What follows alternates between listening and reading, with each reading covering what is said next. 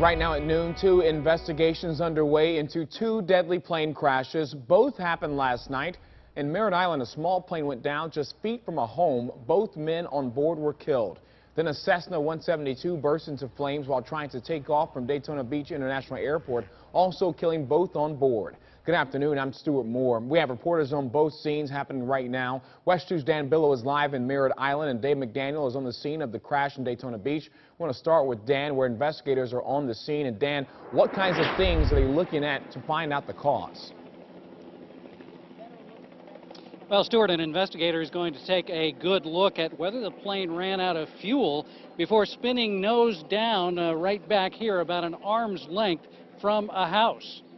It was a stunning crash, and residents are still in amazement that the plane avoided all the homes in this neighborhood and crashed in a backyard. No one outside the plane was hurt.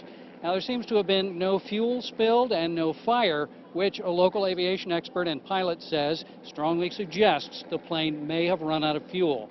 A National Transportation Safety Board investigator here today says it's too early to speculate on that, but confirms he did not see or smell fuel. He's gathering statements from witnesses who say the plane spun out of control and went nose down before it hit. One heard no engine sound.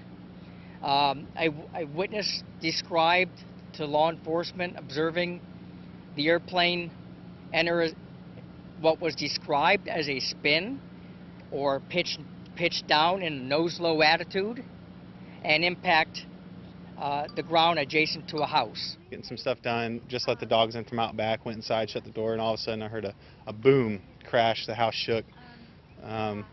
Immediately thought, was there a lightning strike? It was clear sky.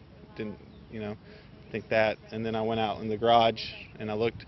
I had a direct line of sight to my side yard, and that's when I saw the airplane. Just imagine that. That's the guy who owns this house. Having in your garage feeding the dog, and a plane lands in your backyard, crashing and killing 2 on board. How incredible.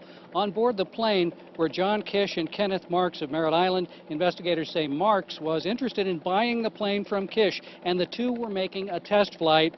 They both died, of course, on impact. We're live. This plane should be moved out of here within about an hour, so we'll be able to take a look at that a little bit later. We're live on Merritt Island.